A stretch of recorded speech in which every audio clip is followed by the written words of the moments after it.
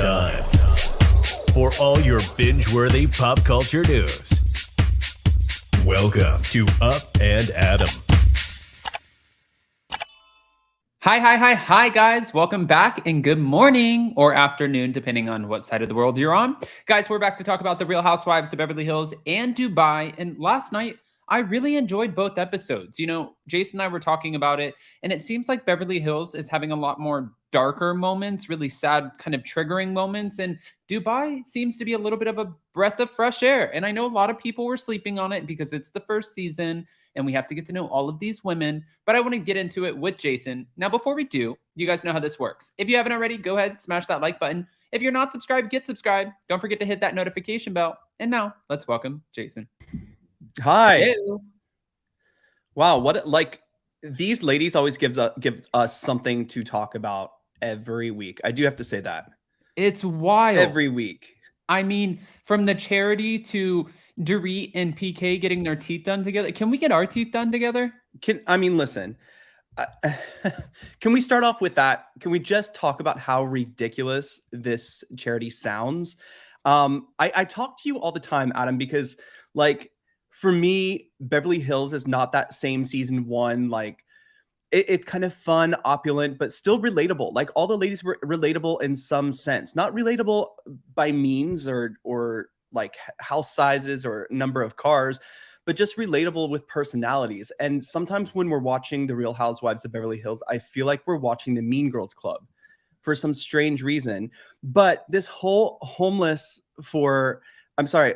not toothless, to me makes zero sense. And I don't want to crash anyone's charity or crush anyone's charity or be very judgmental. But like, to me, I'm like, what are we going to do? You're doing a charity dinner, and then you're donating a smile. And you're donating a smile to someone who doesn't have a home, and then you're going to put them back on the street where they can't take care of their new teeth that they just got, and they still don't have a home. Like I understand like the thought behind it, and I think it's great because, you know, teeth issues are the worst. Doesn't sound like you understand the thought behind it. I mean, I get it. Like I understand that you know, a lot of people, you know, struggle with their teeth, especially if you don't have the means to take care of your hygiene and in your mouth. But like, this just seems, I don't know. Like it's just weird. I mean, listen, I actually felt bad for the people who were running the charity when everyone was kind of laughing at the name. It is an interesting name that's going to strike you, right? Homeless, not toothless. But I do get what you're saying too, because I've always said on here, I say it all the time, that I would love to get veneers. Like I would absolutely love to. You lucked out. Well, you didn't luck out. You worked your ass off in Cirque and you got a sponsorship with Adidas and they gave you veneers. Adam, I also smashed my face in, right, like with my knee. So like, that's totally different. Right. That's very different. The point that I was getting to is, you know, because we talk about it all the time, how much work it actually is once you get veneers. Like it's a lot of maintenance, maybe even more than it is your actual teeth. I didn't know if they were veneers or like screw-ons or what they were. I just like, to me, the whole thing is so interesting how Dorit kind of was talking about this charity and how Sharon Stone asked her to get involved. I'm like, where was Sharon Stone at this charity? And I thought she would be there. I don't know. It was just very interesting. I understand the dynamic behind it, but I think people would rather have food and housing than a new set of teeth that they can walk around sharing with. I don't know. Or maybe let's rename it not homeless or toothless. See, you go. No, I don't know. Listen, I want to ask you guys, and Jason too, I'm going to start with you, but in the live chat, what would you guys rate this week's episode? A 1 to 10, 10 being the best. Now, we know that Lisa Rinna went on her social media and she requested empathy for this week's episode because the women get to see it usually 2, 3, sometimes 4 days in advance. That's like the earliest they get to see the episodes, unless we're getting right towards the reunion. Then they get like 6 of them at the same time and they have to watch them all the night before. But for these women, you know, they always have moments on the show that unfortunately they have to relive. And Lisa Rinna knew that this week's episode was going to be a tough one because we see her lashing out at Sutton across the table. It was really unnecessary, but then she goes on to explain that she's struggling. And I felt so bad for Lisa Rinna in this moment because even though I don't love her in her social media activity or her behavior on social media, you can obviously see someone who's just like completely falling apart in front of our very eyes. And it's not because, she is struggling with her marriage, or she lost a job, or her store shut down. It's because she lost her best friend, who was her mother. And that's where the empathy comes in for me. But it was a cringy moment. Now, before we get into that, we see where Crystal Kung Minkoff ends up meeting up with Sutton at her store. And Sutton was joking because she's like, my daughter Porter, she's supposed to be working, but unfortunately she came down with the C word that we can't say on here because of the algorithm. And she's like, I don't know, Crystal, why don't you come in here, and maybe if you want to work, I could put you to work. Shady editing. We know they shut the store down for them to film. And of course, editing has like the cricket sounds and you see nobody in the store. I'm like, you guys are messed up, man. You guys are terrible. Bravo at its finest. But she did end up, talking to Sutton about how she had a conversation with Lisa Rinna, and Lisa Rinna is pissed. She's pissed after the conversation at the Rinna Rose party. She still is not happy with Sutton. And Sutton kind of told Crystal, okay, well, thank you for sharing that with me. I'm also going to share something with you. They were talking about your eating disorder without you around. And I don't think that they were talking about it out of like love and trying to be there for you. I think it was kind of, I don't want to say poking fun, but making light of. What were your thoughts? I think because, they hadn't heard of, she has expressed this last season as well. Right. About her eating disorder in her past. So I don't think it's something where like, I think Sutton was trying to say, okay, well, next week, is she still going to have the eating disorder? Is it going to be something else or whatever? I think that's what she was trying to portray, if I'm not mistaken. But it didn't come off supportive for sure. No. And it's definitely something that should be talked behind someone's back, because if you do really care and you do want to help and support someone, obviously that's not the way to go about it. No, especially, when we're watching her struggle, and I said this to you, what I really thought was effed up about the whole Rinna Rose party was right, and you said this too, right when we're starting to like Dorit and see her in her moment with Garcelle, and I don't have anything against Dorit. My heart goes out to her for the burglary too. I think that's a horrendous situation. But, when it came to her bringing up the eating disorder at Rinna's party without Crystal being there and sharing information that none of us were privy to, like she throws up every day. That's an awful thing to say about someone, because it's not only Crystal watching, it's her husband watching. Her kids will eventually see this. It's everything. It's also a reality show you signed up for, just FYI. But I do have to agree with Crystal when she says she sees a pattern with the other women in her group judging her vulnerabilities. Like they judge her all the time. Like it was first, knocking, going into the room. They kind of like judged that. I see where she's coming from. And she did share with Rob later that the girls want her to seek help, and she wants to really do it for herself, because it's not something that's going to go away. It is, her choice that she has to make. And I think the more support you have behind you in making a choice to seek help is better than people judging you and talking behind your back, because it does take a very vulnerable person to open up about something like that. Right. So, and, she made a great point too. She's like, just because I haven't shared like to the extent of who I've spoken with and, what therapy I've gone to, doesn't mean that I haven't gone to therapy. Because right now what they're trying to paint it as is like they're almost making light of her situation. Kind of, it seems like they're making fun of her, saying, she has this eating disorder and you want to talk about it. And Sutton makes it sound like they're alluding to the fact that Crystal is using this as a storyline. But then, Crystal's like, I don't know. When the women are like, then go get help. Crystal's like, I never said that I haven't tried to get help. And, they're saying I have all of the money and the resources and everything, but you guys don't know who I've spoken with. And I agree with her. It's so interesting. And that's why I said at the beginning, Adam, that watching Beverly Hills, it's almost like a task now, because we are so invested in these women after so long. But really, there has been a very toxic kind of thing created with Beverly Hills, and it just feels very like bullyish, and mean. We're watching the Mean Girls Club here. We had a thought last night, right? Because Lisa Rinna was recently, well, we were talking last night, but okay. Lisa Rinna was just recently covering for Kelly on Live with Ryan and Kelly, and I was talking to you about Lisa Rinna and how on the show, I don't really enjoy her, because I do find her a little loud, a little brash, a kind of a bully in most cases. But I do have to say, when she is not on the Real Housewives of Beverly Hills, and I know I'm going to get a lot of shit for saying this, I have enjoyed Lisa Rinna. I've enjoyed her, Melrose Place back in the day. I told you I saw her on Broadway in Chicago, the musical with Harry Hamlin. She is fantastic. I enjoy watching her on Live with Ryan and Kelly when she stands in for Kelly. Like, I just think she might have, I think she would be better without this show, because I felt like she brought the toxicity into the show, thinking that that's what it needed to keep going. Right. And now it's like, how do we get away from that? Because I'd love to see her win in other places besides this show.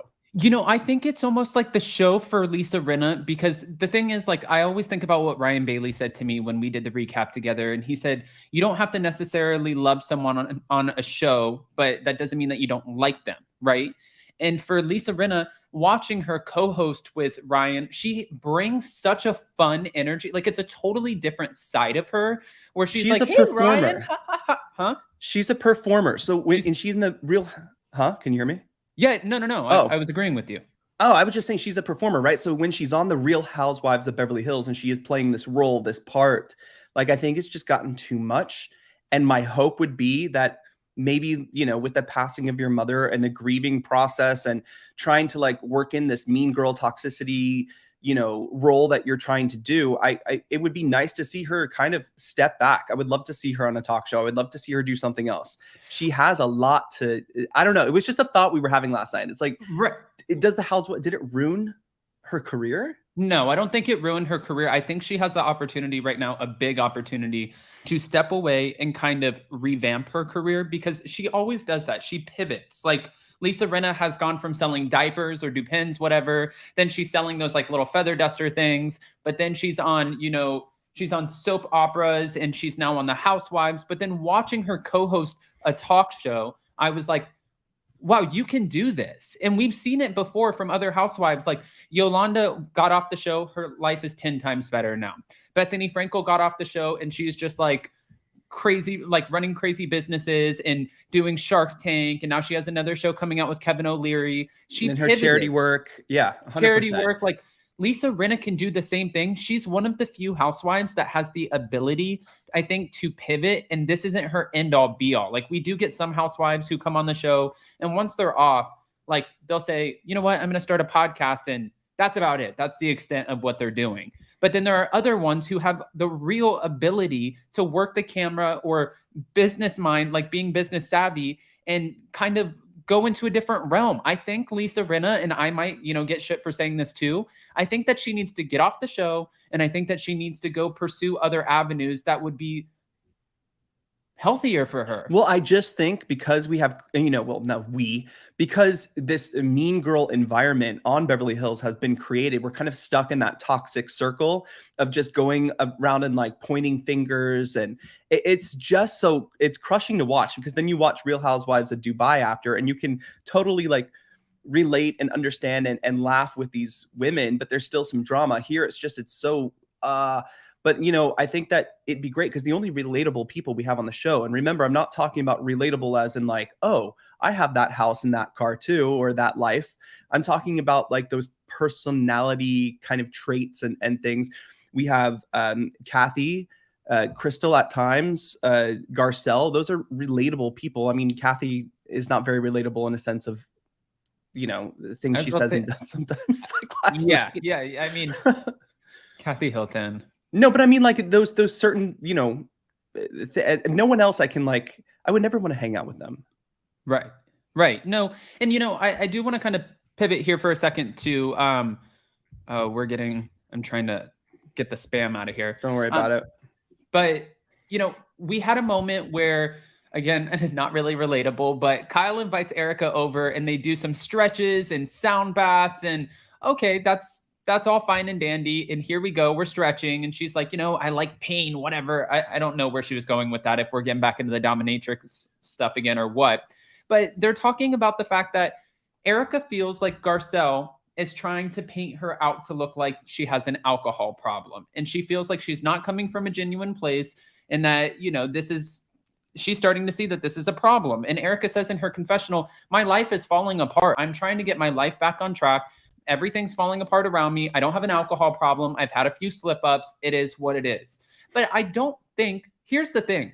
Garcelle had a huge opportunity and she didn't take it. She held Erica accountable for talking to her kids the way that she did, but she could have raked Erica through the mud for that. And there are so many parents, even on the show, like Cherie Zampino, who said, had that have been my kid, it would have been a much different conversation. And we've even talked like both of our moms would have raked somebody through the mud. So I think Erica, she almost needs to be a little bit more grateful for the fact that Garcelle did not do that. And I love that we're getting the scene next week where, Erica's like, Garcelle, you tried to paint me out to look like an alcoholic. And were trying to make me look bad. You tried to make me look bad. Were you doing it to be genuine or were you doing it to take Erica down or something to that effect? And she's like, Erica, I don't need to make you look bad. You do that all by yourself. And I was like, 100% all the time. All the time. I mean, here's the other thing too. It's like not really like maybe Erica may or may not have a drinking problem. I think it's really she's mixing with whatever pills, which she's admitting to. But also every time you're filming, you are making a choice to have a few cocktails with whatever pill or medicine you're taking. That's on you. If that's all we see in the edits, that's now on you because no one's forcing you to like have 10 drinks. Well, and on top of that too, I always go back to, I'm just thinking about, how like sometimes the IRS watches some of these reality TV people and then they're like, well, how are you paying for that? And then there's investigations and stuff that are launched. Like, I'm wondering, is there some sort of medical professional who's watching saying like in their mind, like you just said that you finally read the back of the pill bottle talking about how you're not supposed to mix alcohol with these medications, yet you're still continuing to mix alcohol with these medications. Like, does that now not fall on the medical professional for being, I mean, if they're privy to this information, you can't continue to supply medication, can you? I don't know. I don't know that answer. It's wild to me. It's wild to me. I mean, yeah, no. I wouldn't think so, but listen, guys, there's over 400 in the room. Smash that like button. We also had this party, this toothless, not homeless kind of, or homeless, not toothless. Homeless, not toothless. I think, when I first heard it, and I'm not trying to step back on what I said, but when I first heard it, I was like, oh, this is a great idea because everyone struggles. I think everyone in this chat, you and I both have struggled with tooth pain, stuff that is so uncontrollable. We're watching Kyle from Below Deck deal with it right now. It's on TV, but like, it's a struggle and it can cause you a lot of pain. And I understand that, but this seems like more of a cosmetic thing. We're going to give you some veneers or some screw-in veneers or whatever it is, but we're not going to give you like food, shelter, things that people who are actually homeless need.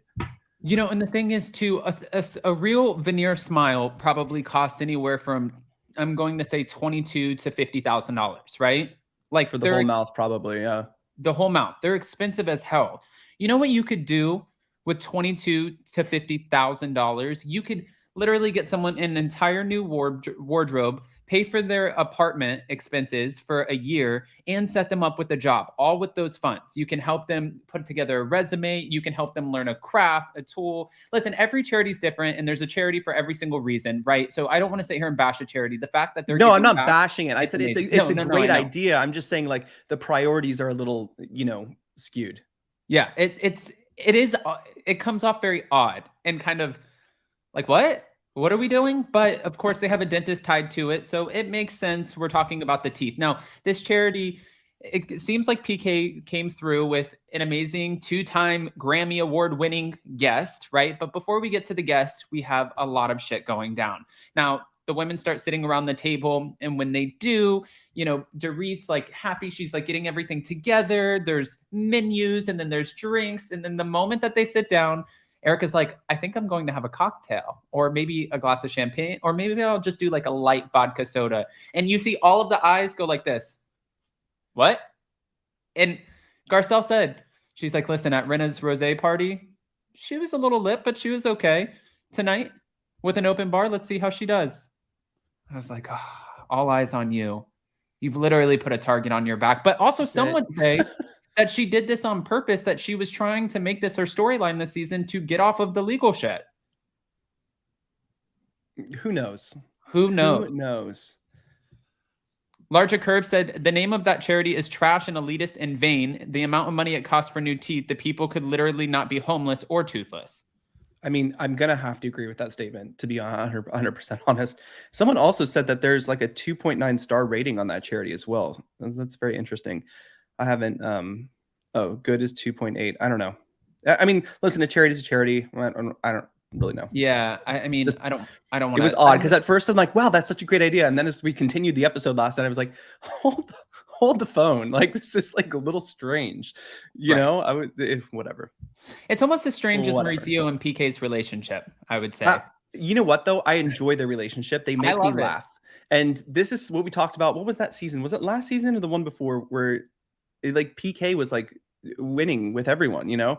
But PK and Maurizio, the way they interact, like the stuff they talk about, the stuff they say, it makes me laugh and it brings just a little cheerfulness. I know sometimes I don't always agree with them, but to the show, because it's so like, it's tense watching Real Housewives of Beverly Hills. Did you catch the moment where he was trying to give Erica some advice by throwing himself under the bus and talking about how, you know, he keeps on, and the thing is he keeps on saying that on the show, like, I got a DUI. He didn't actually get a DUI. No. He was arrested under suspicion of a DUI and then immediately released once he got to the jail or wherever they brought him. So he didn't actually get arrested for a DUI, but I love how open he is about it. He's just trying to own it because he's like, it's all over page 6. It's all over the press. Yes, I'm going to talk about it. And when he's talking to Erica about the DUI, and he's like, at that point, it made me kind of stand back and look at myself and think like, you know, we got to change something. What are we doing? And Erica's looking like, she's like this. You know what's really funny though is I want to say the best way to give advice is also to use it from an experience, right? And even if it's like something that is so, you know, not great, that wasn't a great experience. He was talking about how he was having dinner with Lionel Richie and John Legend, and then drove like, you know, he had to throw that in there too for Erica. But he did use himself as an example to give advice. I mean, I think that's the best way to do it. That's the most subtle way of saying, yeah, so like, yeah. Saying I can relate, even though he said that it was 1 glass of wine, which is very different than Erica's situation. But, you know, he's saying I can relate. In Erica's defense, she's always coming in a car and leaving in a car.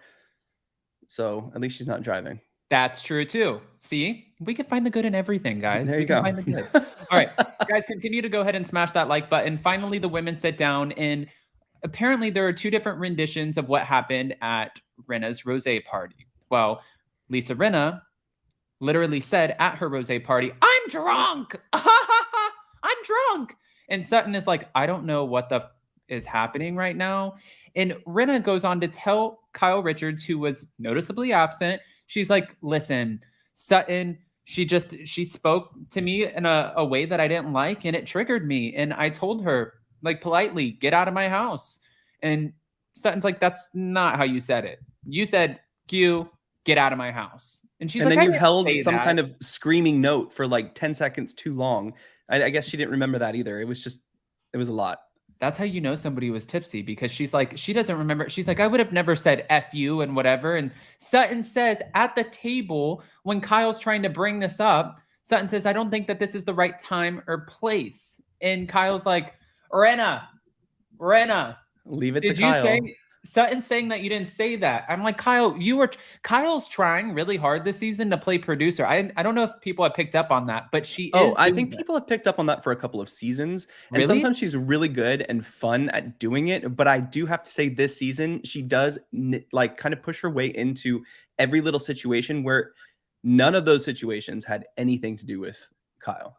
Yeah, like her sitting down with Sutton and Diana didn't have anything to do with her. You know, like her getting in the Crystal Kung Minkoff situation with Sutton, that really didn't have anything to do with her. You know, her putting herself in between Lisa Rinna and Sutton, that had nothing to do with her. It does come off like Cherise Zampino did David Yontef's Behind the Velvet Rope podcast, and she said that Kyle needs to stop like inserting herself into situations that don't necessarily pertain to her. And she also said Kyle needs to take several seats. And I was like, oh, shit. But she also said she wants a diamond. So I'm all here for it. I think that there are one or two housewives that could go at this point, and I think that we could give her a diamond, and let's get to know what that life of an ex Will Smith. Well, I think it would be kind of cool to bring back in that that fun and well, the glam is there of Beverly Hills, but just the fun, the more like the light drama, and these I feel like maybe at times some of the ladies are so boring that we're putting on these huge shows and having these crazy storylines, and it's draining. I'm just so invested in the women because we've been watching them for so long, right? But yeah. No, I think that too.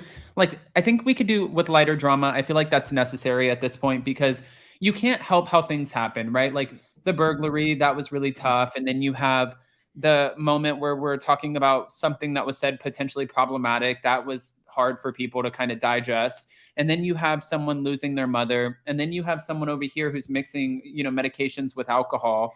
And then you have, like Diana Jenkins, who's talking to her husband about miscarriages. Like there are a lot of really heavy moments, which, to be fair, these are the things that are happening in these women's lives.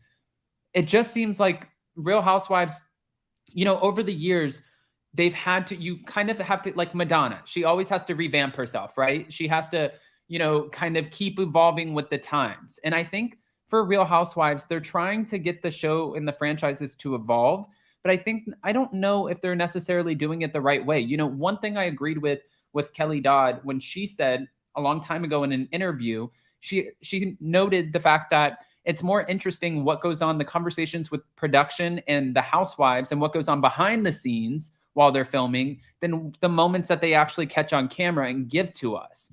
And I think that could be true because if you think about Ultimate Girls Trip and you think about how they did it in sort of a Big Brother style where there were just cameras up all the time and it wasn't necessarily like, say that part again, repeat yourself. Can you do that again one more time? Like it is more fun to watch, I think. I would agree. I mean, right now I feel like Beverly Hills is like a one-up. Like what scandal, what situation can make me have like the best storyline of the season? And while that's like, I understand that gets a lot of noise, I don't know if it's the right kind of noise. And listen, I'm watching the show every week, so I'm guilty. My guilty pleasure is watching this show, but at the same time, it's just, I don't want to continue to whine about it because I am so invested, but at the same time, it would be nice to have a little more lightheartedness and a little more compassion. Well, and I did want to say too, and I wanted to bring this up because there were 617 votes on this. And now last night's episode, of course, we know that we had the hard moment that Lisa Rinna was talking about where she finally broke down and she said, you know what, Sutton, I'm not going to try to attack you. And this was after Melissa came out and started singing.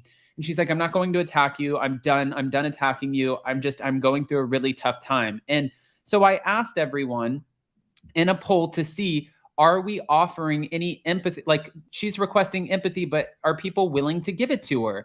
And in the poll, you can see right here where it says 617 votes, 85% said hard pass on giving her any empathy for her upcoming emotional breakdown, which is wild to me because we know that, we're talking about a woman who lost her mom, and the fact that people are looking at everything that she's done on social media and the way that she's behaved and, the Yolanda Munchausen's thing and saying Kim Richards was, close to death and then not having any empathy for Lisa Vanderpump after her brother took his own life. And, you can keep going down and pointing out these things like Denise Richards getting married and then inserting yourself in between her and her relationship, claiming that she's lying about an affair that she's supposed to be your friend for over 20 years. And she's telling you she didn't have it. Like, people are. Well, I think the real deal that she, something that really triggered her that day was she received all of Lois's stuff that day. And it's just been a really hard day. I mean, we didn't see that in the makeup, in the glam when she was getting ready, but she said she had a really hard day and this is just not a good day. And maybe that was the excuse to kind of let go and be vulnerable. But listen, these ladies are staying home because they're testing positive for COVID. If that day is triggering you and you're struggling with your grief, then don't come to the party. Right. Well, and to be fair too, your mom sends you stuff all the time as she's like weeding through everything that she has at the house. And sometimes she'll send you stuff of your dad's. And when you get stuff, you have a moment where you get like very 100%, emotional. 100%. But then I can take myself out of a situation as an adult. Like if going to the party, if I feel like I'm gonna, also when I get stuff and I'm not saying, because everyone's grief is different. We've talked about that so much, but when I do get things that make me reminisce or think, and I have a sad moment, it doesn't make me, I don't want to go out and lash out at people. I don't want to go on social media and trash ladies in Dubai. I don't want to go out and like, come over and smash your door down and start yelling at you. You know what I mean? Like it just doesn't add up for some reason. And I know, like I said, everyone grieves differently. It just seems like there is, I don't know. I don't want to say an excuse, but it just feels, like you're allowed to act that way because that happened. This isn't her first time losing somebody. So I don't know. I want to see what people are saying really quick. I want to bring up some of these comments. Lisa also comes across as a phony, so that's why there's lack of empathy from the audience.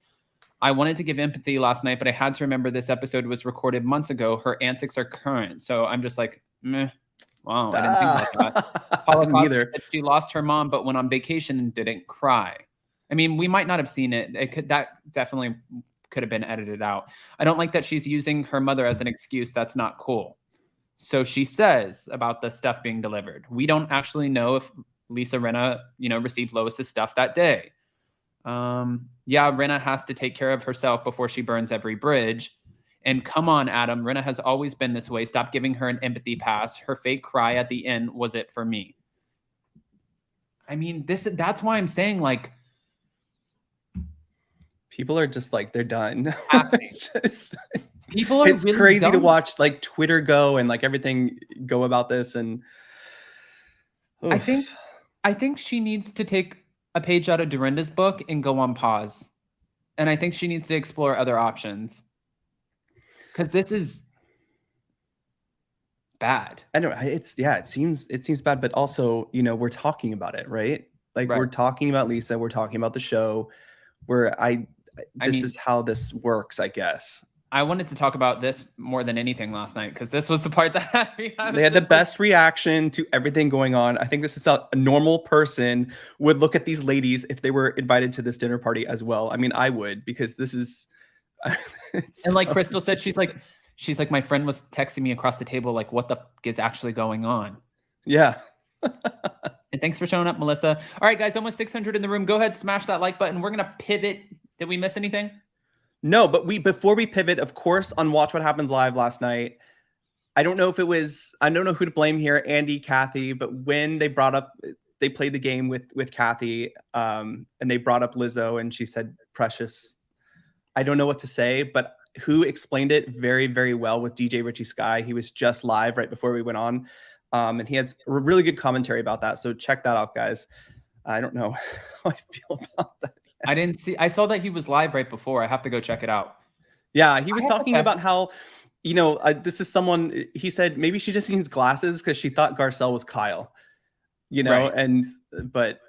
And she also read the name Diana, like when she was going around the table. It said Diana, and I forgot who she said. She said somebody else. She said, "Oh, Leanne's coming." Oh yeah, she's like, "Oh, Leanne's coming," but like, who's Leanne? Like, she's just like when she walked up to Charisse Zampino, and she's like, "Hey, you," and she's like, "I haven't seen you in so long." She's like, "I don't think you've ever seen me, Kathy," and she's like, "No, I never forget a face." The only defense I think I can give to Kathy is Andy production chose a really bad picture of Lizzo. Like that wasn't, I was like, it took me a second too, because I was like, is that Lizzo? Yeah, but also for, like Kathy too. Kathy, I think that you're bringing up very current people. And I don't think like Kathy, when you talk to her or you see her and she talks about people in her life, she always like refers back to like Michael Jackson. And she reminisces on like the good old days. And I think that that's the bubble that she kind of lives in. Like, if you asked my parents right now who Ariana Grande was, or Lizzo, or if you asked who, I don't know, like Shawn Mendes was, if you asked them who Selena Gomez is, like my parents would be like, I don't know what to tell you. So I don't know.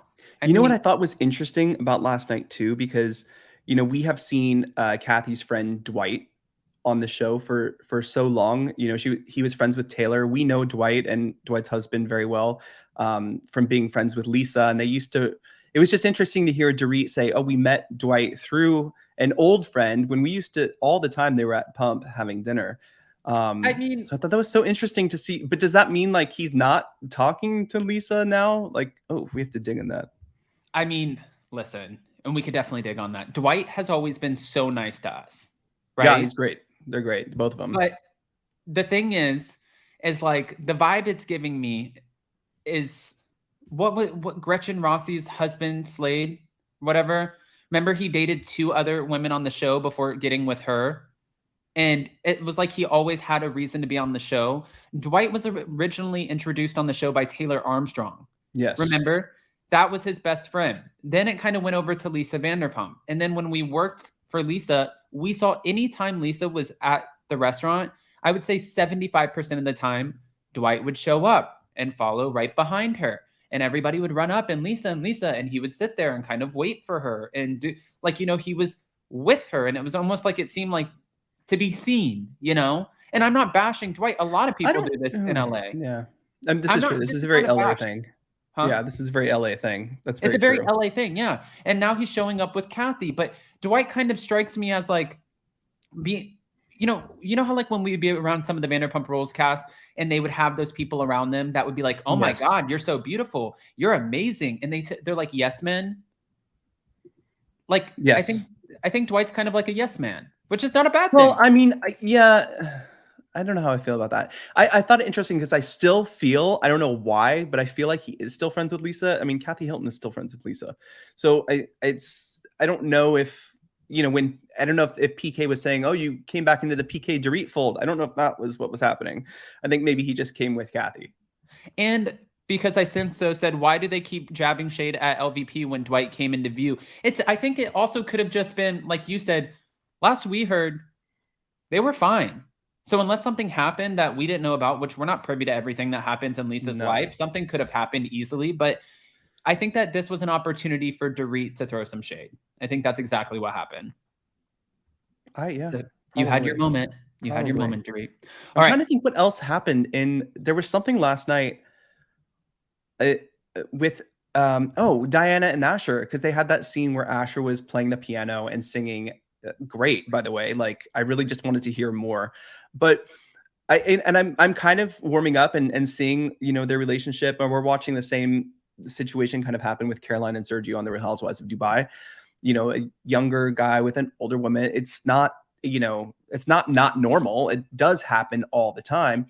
But I sometimes I feel like it almost like shades him, and I don't want to say that in a bad way, or maybe that's just her thought. Like, she needs to watch over him, because she said, you know, he grew up on stage. He was like doing Broadway. He was so sheltered. Listen, I grew up in that world. The kids on Broadway are the most unsheltered kids you could possibly imagine. And I don't know. She's comparing it like she grew up in a war and he grew up on Broadway. I think that's where she's saying. Okay, that's a different comparison. I was just, you know, sometimes it feels like, you know, you're, I don't know, not treating him as an equal. Maybe, I don't know. I mean, he's not just thoughts. Equal. I'm having random thoughts, just random thoughts. He's her husband, but she also is probably looking at him too. Like, I giveth you this life, I could take it away, you know? So like, I mean, really, like, he's on here, and it's so obvious too. They're pushing, he just came out with a new album. They're pushing his music on the show. We got it at the Christmas party. Then we get a scene where, you know, he comes up and surprises her and like kind of tickles her, or she comes up and tickles him while he's playing on the piano. And he's like, oh my God, I didn't even know that you were home. But really, there's like 4 cameras standing right in front of your face. So obviously she's home. Like, you know what I mean? Yeah. I mean, listen, played very well. If I had an album releasing and we were on a reality show, we would be pushing that shit too. 100%. Well played. Love it. I think that's great. It's business. I mean, some people make it, and we have like Skinny Girl Margarita, and then you have Sonia Morgan's toaster oven that still never came to fruition. Like, if you can make it happen, go make it happen. This Real Housewives of Beverly Hills did wonders for Erica's music career. Really. Yeah, it did. It's true. It's very true. Adam and Jason, how do you think this reunion is going to go down? Will Andy hold Kyle, Renna, Erica, or any of them accountable for anything? I think that it's going to be, Crystal Kung Minkoff said this best last night on Watch What Happens Live. She said that a lot of it will probably have to do with the social media antics, and I agree with that. I think so, yeah. I mean, you can't go around that. So yeah, we've heard some stuff spinning that it will be kind of a interesting reunion. Yeah, I mean, I hope they're all prepared. We'll see. We'll see. All right, so now we're gonna get into the Real Housewives of Dubai, guys, because Chanel Ayan is comedic relief, and she just gives us all of the laughs. And I thought this week was a great episode. I want to ask if you guys watched it. Of course, don't forget to smash that like button. 600 in the room. Did you guys watch it? And if you did, what would you rate the episode 1 to 10? I know Jason's loving Dubai right now. So Jason, what would you give this week's episode? I mean, listen, right after we finished Beverly Hills, I'm like invested, but I'm also drained, right? Like I really enjoyed Beverly Hills, but it's just drained. It's emotionally draining. I just like, who do I believe and whose side do I take? And I just listen to so many loud voices. When you go into Dubai, for me, it's fresh. I know not everyone is into it. Not everyone has gotten into it. I really enjoy all of these ladies because I can disagree with them, but I don't not like any of the ladies on the show. Like they're on Beverly Hills, I can pick 3 that I could do without. Dubai, I love all of them. And I feel like we have a really good group. And now we're very warmed up into knowing their personalities and who they are. And I want to say too, that I feel like for Dubai, we're watching, at first, I was thinking, watching some of the women, like when Caroline Brooks got really upset, with Sarah Al-Madani, and, she said that she was drinking a little bit, but drinks mixed with truth. And she was kind of lashing out. I was like, oh, I don't know if this is going to look the best. And then also Nina, I was like, I don't know, I wasn't quite understanding everybody's position, but it's starting to come full circle now where Caroline Brooks is showing already that she can have the conflict with you, but she can also come back and be like, look, I don't want to be in that space. I apologize. This is where my head was at. And I want to see if we can have some sort of friendship, which I think is amazing. And then you see Nina Ali, who a lot of people on social media were calling her the boring one. But if you actually watch the show, she's not boring. She's kind of like a peacemaker. I said that last week. Well, she's not even just a peacemaker. She's almost like a matriarch. She has that kind of vibe around the group. And I would like to see that evolve and see kind of where it goes. But I do have to say, at the very beginning, the first few episodes, I wasn't really a huge fan of Caroline Brooks. I'm warming up to her a bit. I'm watching that she can actually that someone said it earlier. She can I think in the chat before we started, she can be funny. I'm getting to know everyone now. And I feel like we're at that place where the show is just getting really good now. And I love some of the dynamics too, especially we have Caroline Stanberry, who has her new husband and Sergio, and she has this freaking lizard, whatever this is. She was gifted this lizard, bearded dragon thing.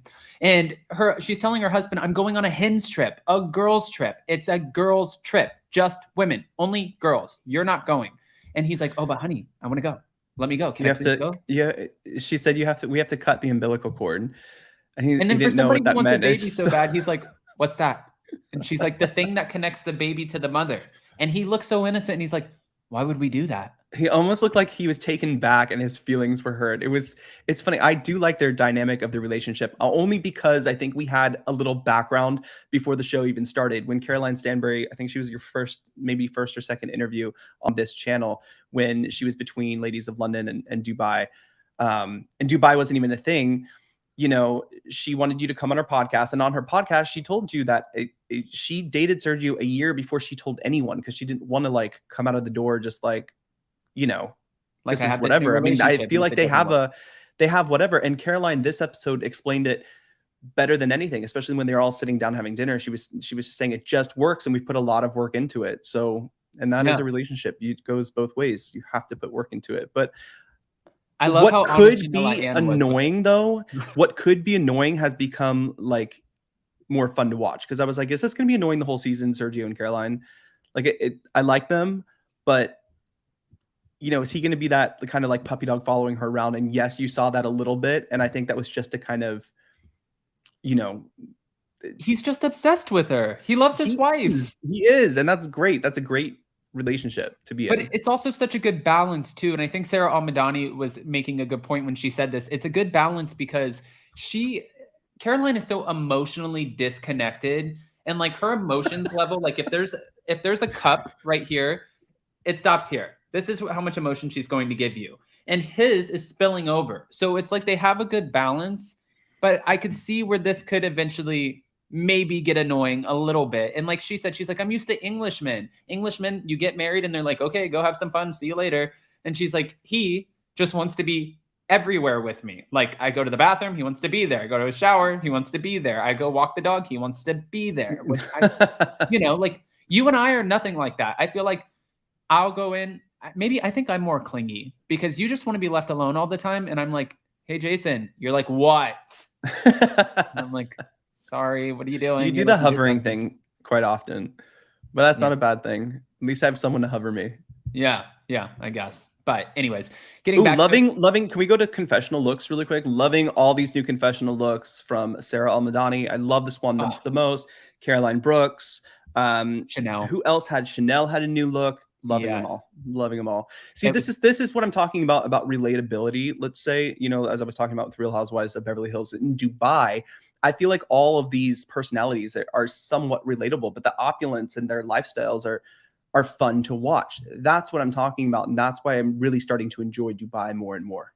No, and I agree with that too. And I think that, when we're having the conversations, of course, like you said, it's not always about the materialistic things, because when they go away, they're staying in a $50,000 a night villa, right? So that's not necessarily relatable. It kind of brings me back to Lisa Hochstein renting the penthouse on Miami, but right? Like I said, it's a personality, like relatability. It's a personality relatability. Yeah. And then you have someone like, for me, I get shit all the time on here if I say something wrong, or if I don't know what I'm talking about, or like you'll talk to me about something and I'll say, hey Siri, what does this mean? And you're like, are you joking me? And I see that in Chanel, like Chanel Ayan will say something and she's like, yeah, you have to go for the jaguar. They're like, no, the jugular. And she's like, what do you mean? And Sergio does the same thing, where if he doesn't know something, he doesn't care that the cameras or people are going to judge, or if they judge, he's like, well, then tell me what you mean. I want to learn this. And I feel like that's relatable, because a lot of people would put on a fake facade like, oh, I know everything, Yeah. I do have to agree with you earlier when you were talking about Caroline Brooks. Like, she does give us the conflict, but she can have resolution, which we saw when Sarah and Caroline went on the four-wheelers, which I guess would be like jet skis for us, right? That's right. Like what you do in the desert. Like, this is what we do in the water. This is what you do in the desert. It looked fun. I don't know if I would have taken a picnic in 98 degrees. It looks like you're on the planet Tatooine on Star Wars, like trying to get through. Like, the juice was even kind of like dissipating, but no, it was good. It was good. Sometimes Sarah can come off a bit strong with like kind of her opinion, and she's coming from a great place. And even there were some moments where I saw her talking to Caroline where it was like, how is Caroline going to take this? And it was Caroline was more receptive to it. And I think that was nice to see that side of her. When Sarah was talking to Caroline though, and I kind of agree with that. Sarah does come from a place of like, she wants to love you and show love and like be there for you. And she really wants to push that. That's her. It's not, I don't want to say her agenda. That's who she is. And she's trying to just push it because she wants you to know, this is me. And if you're going to be friends with me, this is the kind of person I am. And I want to surround myself with people who are like, similar in the state of mind that I am, where it's healthy, happy, good. And Caroline, well, I love how they can at least relate in sharing their stories of divorce and how it's healing, how long it takes to kind of heal from a divorce. Because I mean, that's also like what we were talking on Real Housewives of Beverly Hills. Grief is different. Grief is for when you lose someone, but you also lose a relationship, and the end of a relationship happens, and it can take time for different people. And Sarah shares that, you choose when you're ready. And it was kind of like when she said that, something similar to that, I was kind of like, whoa, how is Caroline going to take this? But Caroline was more receptive in the fact that she was like, well, how long did it take you to get over your divorce? And Sarah said 2 years. She knew, what work she wanted to do and stuff like that, but it's not the same for everyone. So and Caroline also, she came from the place of saying, listen, you're the type who, because Sarah's like, I just want to hug you and let you know everything's going to be okay. And Caroline was like, well, when people get, come to me like that and they get that close and they kind of get pushy with that, then I tend to push back, and I move a little bit slower than that. So this is just obviously two people who have great spirits, big hearts, but also have, they have their differences. And I think that they'll be able to forge this friendship. And obviously we already know, because it's a spoiler, that they filmed The Real Housewives of Dubai, and there were two people who were not with the rest of the cast. Yeah, they were at the reunion in New York. We had, I guess, Chanel and Lisa were nowhere to be found, and all of the photos that Caroline Brooks, Nina Ali, Sarah Al-Madani, and Caroline Stanbury were all over New York together. And it seems like there was kind of like a forged friendship between them. I hope this is not going to be like a faux Force 5 situation, but it's interesting because now it's like, the ending though. Right. I also love like the fact that the women come together. Like Sarah Al-Madani doesn't give a shit. She gets the worst room with these bunk beds, and like she's fine with it. And the other women, Caroline's the one who's putting together this trip, and she is letting Nina stay in the same bed with her when really she could have been like, Nina, you're gonna go stay with Sarah and take one of the bunk beds. Like, we didn't have any real fights over the bedrooms. It was kind of nice, but we did have Caroline. And she kept on telling Chanel, she's like, get your tongue out of Lisa Milan's ass. And she's like, I don't. Caroline Brooks.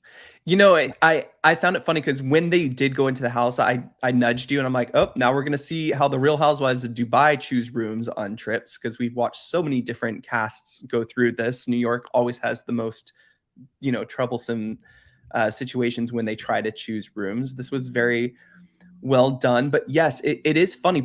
And I now didn't understand what Brooks was talking about until we got that playback of Chanel like really always on Lisa's side. I thought that was really funny. I mean, but Caroline and Chanel, it's almost like the funniest, most toxic relationship. Like, it shouldn't be this hard to like, oh, we love each other in the morning, and then at night it's like, I hate you. And then you come back and you're like, oh, you're okay. I'm sorry for doing it. But they do it every day that they're together. And they talk about this, that they're always like, for them alone, it's always conflict resolution. It's an odd dynamic. And again, we get to play the games. We play, two truths and a lie. And we play like the popping the balloon while humping each other, whatever that sort of situation was, which I think Caroline brought from Ladies of London, like you mentioned. And it seems like we're going to have a potentially good girls trip, which I'm happy about. But then at the end, as we start kind of wrapping things up, we get the preview for next week. And there was one missing from the girls trip who decided to show up on a jet ski. Honey. I know. Are we going to get Sergio in for this? I do have to say the trip was great. It was fun. And I laugh a lot during Dubai. These women, they have these like very subtle and sometimes very dry like delivery in their shade. But I mean, the one who doesn't, who is unapologetically herself, is Chanel Ayan. And I love stuff she says. I love when she said, be careful who you surround yourself with, because you might pick up their fashion sense. What did you think about the back and forth? And I want to ask everybody in the live chat too, what did you guys think about the back and forth between Caroline Stanbury and Chanel Ayan? Because Chanel was saying, I love, like I know businesses, and, if I wear a pair of shoes and I take a photo, people around the world will buy that pair of shoes. And, I love that my husband takes care of me. And Caroline was, trying to tell her, shut up. You need to be more independent. I didn't really know why where was she going? I mean, think of it. Let's backtrack the day, right? We started with tequila shots, with which Caroline was I felt like very calculated in. Hey, let's do some tequila shots and get on that wave machine. Yeah. But in that moment, I think it was just a total miscommunication. I think the conversation was just, that's not what she was trying to say. And as much as I do like Chanel, she kind of like didn't listen and didn't want to listen to anything coming out of Caroline's mouth. She heard something, which all the girls were like, I wonder why was she triggered by something? Like, right. What did Caroline say that she was triggered about? Because I was going back and like listening. I was like, I don't know really what it was. I rewatched it twice and I couldn't figure it out. But once she was triggered by it, it was like, that's it. She's not open to hearing anything else you have to say. But we watched this like in the first or second episode of this season, when Caroline's trying to talk to Chanel, and Chanel is not having it. So maybe it's also like a personality conflict. Right. I'm not sure. Well, no, I mean, listen, I don't know if it's I think it's... I mean, Chanel did say earlier, she loves laughing with Stanbury. She loves being around Stanbury like this and wishes she could have more of that. So I don't know. It's a confusing situation. Maybe someone in the chat has. Like you're saying like a personality conflict, like they have conflicting personalities already. Yeah. Yes. I mean, but also if you remember and you go back to the very first episodes, it took a moment for Chanel Ayan to even, you know, get to a good place with Caroline. And remember, Caroline didn't even invite Chanel to her party at the very beginning. And she's like, why are we talking about this? This is so boring because I wasn't there, so I don't want to talk about it. And the rest of the women were like, it's not about you. But they've had this back and forth for a while now. And then they got to a good place. So it makes sense. I mean, but it's so petty. It's not a big, like, there's not a lot of. And you know what? There will be resolution, and it's fun to like watch that. And that's the difference between Dubai and Beverly Hills for me. But I really loved it. You know what? Another crazy story was listening to Lisa kind of talk about her cousin who was like her brother and how he was murdered and how she kind of helped catch the killer by her dreams, and how even her husband wanted her to go see, you know, a psychiatrist and talk to a therapist and whatever. But what a moment, huh?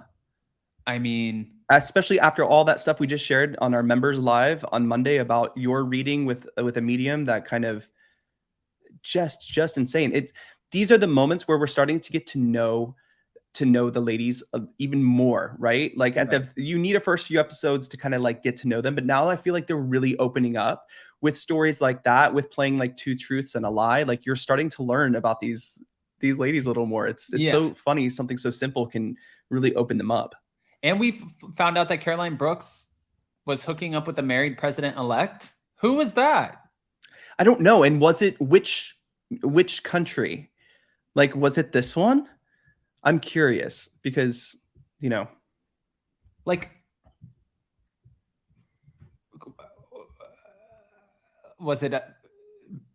Are you saying? I don't Biden? know. No, I don't know who it was. No, God, no. No, I just don't know. I don't know who it would have. Like, I don't know. You know? Interesting. I'm not saying it's someone here. I'm just saying it could be a president-elect of any country in Europe or any country in somewhere else, you know? Yeah. I mean, Larger Curve said, it's the second time Stanberry came at her about what she does. She needs to stop. Play stupid games, win stupid prizes. Whoop. I think we all know what Chanel does, though. Yeah, she's a model. And she's a model, but she's like the face of fashion. And also she's very involved in a lot of things. I don't specifically know if she has a business. She certainly does now, because isn't she starting like a makeup line? Yeah, she's starting Ion Beauty. Ion Beauty. I think that would be successful. I mean, she'll be so successful with that. Honestly, like Chanel's like, she's stunning. She's going to have a lot of people behind her. If you see her right now, she's making waves like in the Housewives world. She was at Teresa Giudice's wedding. She's with Cynthia Bailey, like not at the wedding. I mean, she's literally she was at Jennifer Aydin's house. I think Jennifer Aydin had that on Instagram last night. Yeah. With Teresa and Dolores. Like everyone loves her. We don't know enough about Chanel. I mean, I know, and I think this is, they spend a lot of time in Idaho, where her husband is from, and I believe they have a restaurant there. I believe they have a house in Jersey as well. Yeah. So Susan D keeps on saying, or people keep asking, what is Scriber, anyone? I don't know. This is Erica's new thing that she posted on Instagram that said, if you want to come follow my fun life, then, you know, subscribe to me on Scriber and you can text back and forth with me. I have no idea what it is. I don't know Scriber. If you go click the link, it just brings you to the text messages, like your own text messages, where it brings up the number and you can write her a message. So if you want to say something to Erica, I guess go follow her on Scriber. I don't know anything about it. I don't know. I mean, I don't. I'm sorry. All right. Well, with do you think though, like, you know, because I and this is just an opinion, like, you know, whatever, but listen, all leading up to this whole Chanel Caroline thing, there was a lot of drinking that happened all day, right, and which we weren't supposed to see in Dubai. Remember everyone going off about that? But cussing. I feel like, and I said at the beginning, that Chanel and Caroline, they didn't start off like, you know, the closest of friends, but we have seen some of our best forged friendships between housewives formed between two people who did not see eye to eye at the very beginning and ended up being friends. That was my whole hope, because I can see how Chanel and Caroline actually would really be great friends. And that's what I was hoping for at the reunion. Maybe there's something we're not seeing and we're being tricked. I don't know. But I almost felt like Chanel or Caroline maybe made Chanel feel like she needed to validate herself to Caroline a little bit. And maybe Chanel has been asked or something about that before. Like, okay, well, what do you do? Like, who are you? You know what I mean? And she just felt the need to keep going. And she didn't need to. Right. No, I mean, I agree. Listen, total miscommunication, 100%. That's exactly what it was. But yeah, I'm interested to see where this is going to go next week. It looks fun. It'll be so. Right now, who are you leaning into as your favorite Dubai housewife? Why are you asking me this? I'm curious. Why? Guys, I don't know who. You need to ask the live chat that too. Who is your favorite housewife of Dubai right now? I love Caroline Stanbury because I'm a Caroline stan, only because I loved the Ladies of London. I mean, you've gotten to know her very well. I really enjoy her.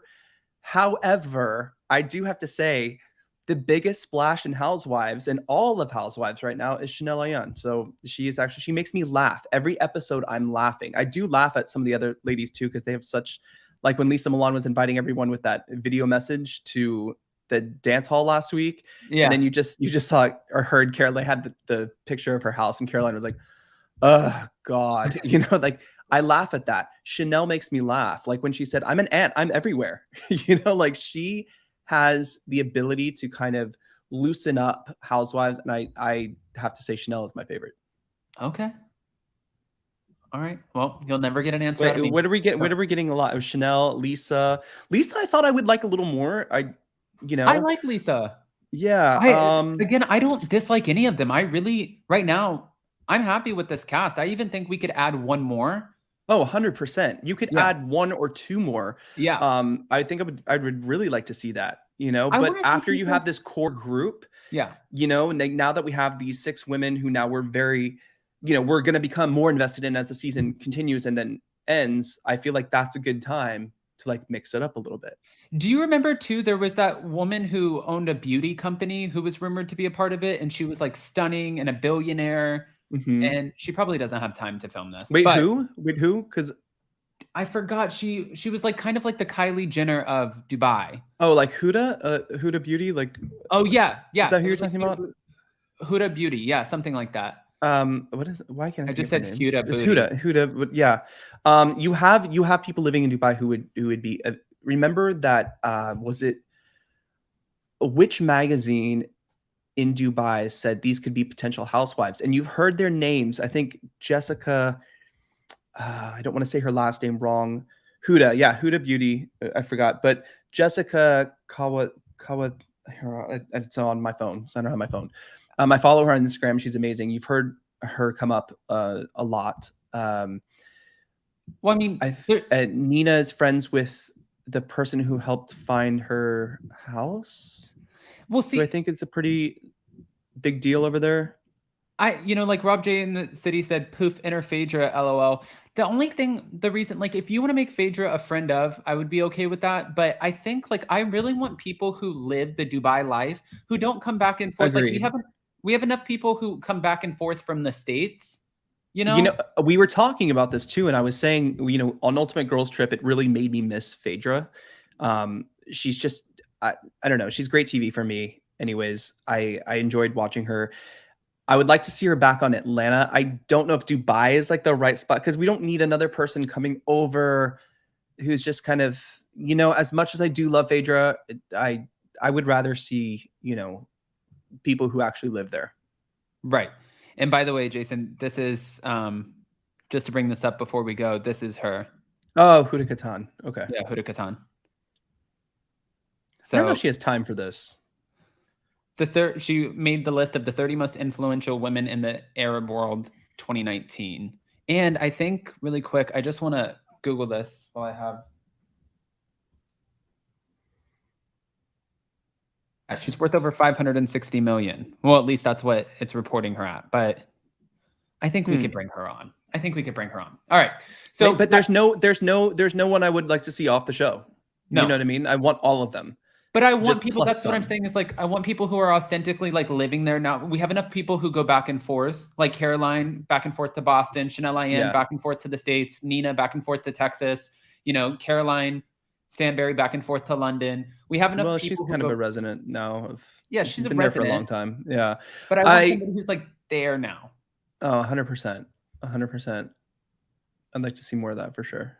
Okay. Did we miss anything? I feel like we didn't. No, but I feel like, you know, like I said, like it'd just be nice to keep those women, and we'll just upgrade to Real Housewives of Dubai Pro next year and add some more features and women. Don't sleep on Dubai, guys. Don't sleep on Dubai.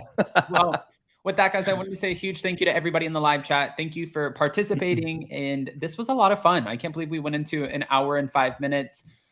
We have some more stuff coming up that I feel like, I don't know. We got to book videographers. We have things happening. I guess we got to go get on. We got shit happening. We got shit happening. Always. We got lots of fun things coming up. Big interview next week. Another big interview. Yeah. Yes. You have an interview next week. Big one. Yeah. And then like another one in like 2 weeks and a few others in between. It'll be a lot of fun.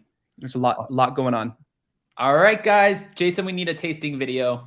I don't know what that means, but okay. Oh, tequila? Oh. Do we need a tequila tasting video? When is your next members live? We're doing them. By the way, we did announce, guys. Oh, fuck, sorry. We did announce, guys. My desk is glass, so when my ring hits it, it's loud and it freaks me out. We are changing the memberships to the same price all across the board. We're taking out the $9.99 one because we're thinking like we're only going to be able to post like personal vlogs, maybe like once a month or once every month and a half. And I know that we have one coming up because we're flying out again. So we'll have another one for members, but we're going to do our Let's Whine About It members only live on the 2nd and 4th week of every month on that Monday at 7 p.m. Eastern. And then as we go, we'll probably incorporate more of those, but we wanted to lower the price. We're taking out the $9.99. I believe the other one is what, $2.99? Yeah. And then we're also, if someone had signed up, we're going to find a way to gift that back as well for another membership. But also we're replacing a paid $9.99 membership with a free podcast coming out sometime next month. So that should be interesting and fun. And I think you guys are really going to love the name on this one. So we'll see that. I've tried to join memberships and haven't been able to do so. For people who are trying to join, I think what's happening is I think people are trying to join on their on device. On the wrong device, which I know that doesn't really make sense, but let me just share this really quick and show you guys. There's also a link, and I can drop it in the chat, but I think maybe Adam, you should do a community post and drop your link. Yeah, there's that join on the computer. Yeah, YouTube sometimes takes time adding this button to hi guys. Oh gosh. Oh god. I'm just kidding. No, YouTube kind of takes some time adding that button to mobile devices for some reason. Which is, you know, crazy. Yeah, but then if you go over here and click memberships, then you can see like there's, you know, posts and other stuff behind the scenes. But yeah, a lot of fun things that we have coming up that you won't want to miss if you are members. And I feel like it's so fun because already we have like this little family, or you have this little family, you've created this community, but then like it's a more intimate community and memberships. It's so much fun. We really enjoy doing that. But I was just going to post really quick, Adam, for you. Is the name better than Homeless Not Toothless? Yes. Use Chrome promise. On a device like iPhone. Okay. So you mean go to a computer, right? Yes. Sometimes you have to use a computer versus a phone. Yeah. I don't know why. That makes no sense. That's kind of silly, but. Well, and there's the link, guys, if you want to join. Yeah. So let me go to. Because every other Monday we have a wine night where we talk about what we have coming up. Some tea we can't really spill on the channel. So yeah, that's kind of fun. Yeah, and lots of behind the scenes videos. We're gonna have a lot of those coming your way as well. So that'll be also some fun. Lots to talk about. All right, guys. Well, we love you. Of course, there's more pre-records coming your way, and we'll see you, I guess, next time, whenever that is. But we'll keep you posted in the community tab, and go take the polls. Love you guys. Bye. Bye, everyone. Bye.